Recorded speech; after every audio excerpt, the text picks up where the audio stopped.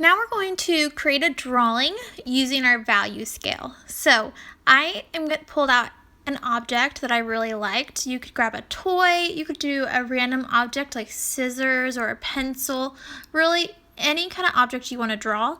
And we're going to start with an outline of that image. So an outline is just a drawing using a line going around the outside, doing those really important parts like the nose and the eyes, things like that, just using line. We're going to add to it using our value scale.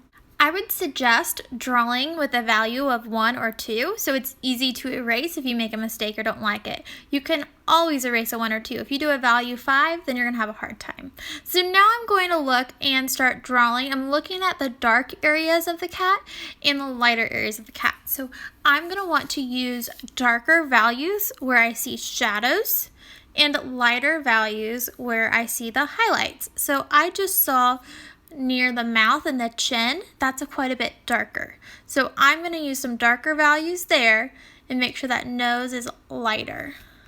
My drawing will be more successful if I'm using a variety of values. So if I do my whole image with a value of my number 3, then I'm not going to have a lot of different highlights and shadows.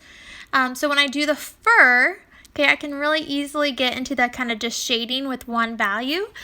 And I want it to have some more texture. Remember, texture is what something feels like. I want my cat to look furry. So I'm going to darken some areas, maybe even down to a 4 or 5, and lighten some areas with maybe a 2 or 3. Don't forget, if you get areas too dark, you can go in with an eraser.